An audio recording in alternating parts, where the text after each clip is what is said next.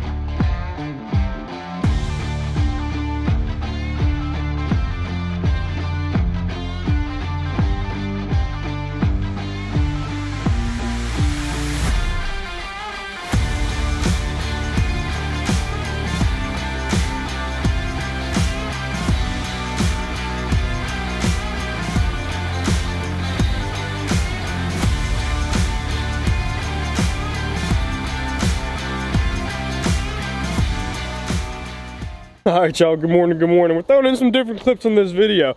We have a little bit of yard maintenance in the beginning, a little bit in the deer club. I pretty much just filmed and edited what I did that whole entire day, so throwing it all in a video, why not? This morning I'm actually rolling out to go back home. If you guys don't know, I'm here for a couple weeks and I go home for a week and I come back. I just gotta have some time for my family and get some stuff done I gotta do on my part. But yeah, walking out to the back of the BP compound this morning, I want to show you guys what arrived this morning. I'm almost positive that nothing will be going on while I'm gone, but I want to give you a little sneak peek. That's a lot of rock. The second load is coming and we're trying to figure out, I guess they're not leveling out where the shop's gonna go. They're just gonna level it out with gravel, so they're stacking it up pretty tall for the foundation, but this is gonna be badass. A lot of stuff to come for that shop, so I'm super excited for that. But bring up the shop and what I'm about to do now. If y'all haven't seen the video when I take the Rubicon in the swamp with Braden, it was pretty fun. I love going out there with those guys and get out my comfort zone and doing some more stuff with them. I actually love the Honda, man. The Honda's like the new favorite unit. I like the little Polaris too, but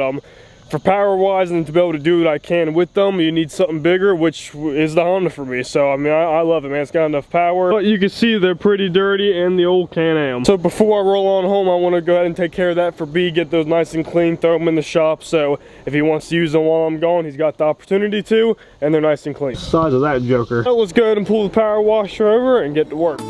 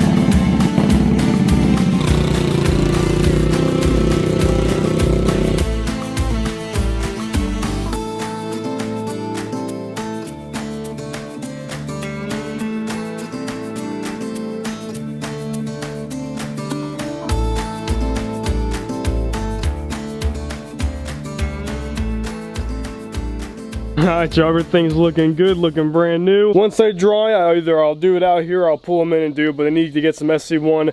Pretty much, no matter how good I clean it, once they kind of dry. When everything's wet, it looks good. When everything dries, it kind of leaves it like that fade.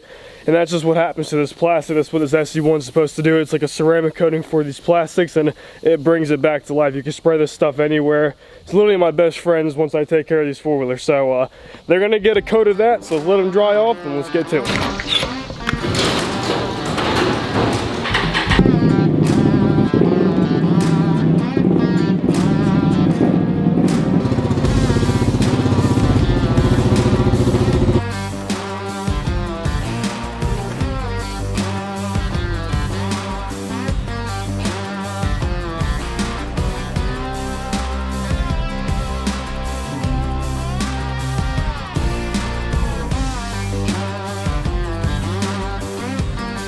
Alright, four-wheelers are clean. I feel better knowing that, like I said, they're all taken care of. Whoever wants to use them next, I know on my part they were clean. Jumping on a four that's covered in mud, it's just, even the dust on your hands, they don't feel right. So I like having everything clean. Walking out to my truck, like I said, guys, I'm actually heading home right now. I want to show you something on my truck before I end this video off. Like I said, if y'all weren't keeping up, Monster Transmissions, it failed on me under like 300 miles. I had to go through a massive warranty. What I'm hinting at, I've never had a company so bad at their job. Like, guys, I highly recommend never buying anything from Monster Transmissions. Even trying to talk to somebody on the phone, it's a challenge for them.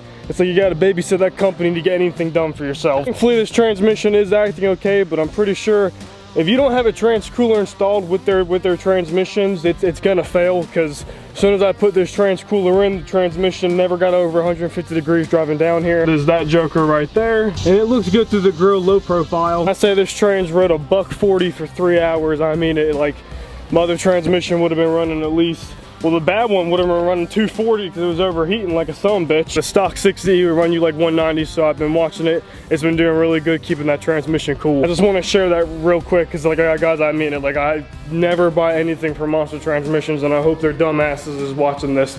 You know what they try to tell me? I propped you guys on a box. The company told me when I was going back and forth to them, I let them know that, hey, I'm a YouTuber and I'm filming this whole process of this transmission getting dropped into my truck. They knew that I was getting pissed off because their shit sucked. I paid for a 3-year warranty, thank God, because it failed in less than a month, and probably will again by the end of those 3 years. The manager told me, she was like, oh, well, if you blackmail us or say anything bad about Monster Transmissions, your warranty won't work. This lady forgets that it's a free country and I can say and do anything I want. If I pay for a warranty, you're gonna give me my warranty. What I say and what I don't say has nothing to do with what you're gonna allow me to do or not. So that's the kind of stuff I've been dealing with, guys, but I just wanna jump on here real quick before I end this video off. The truck is doing good. We'll be doing updates on the transmission. I've probably put like 460 on it mileage, and recommended clutch break-in is like 500, so it's doing good. We'll know when I leave here in about an hour, guys. But yeah, I hope you enjoy these couple of videos. I will be back in a little bit. That's all I got for y'all. I got a couple of things planned once I go home to film for you guys before I come back up here, so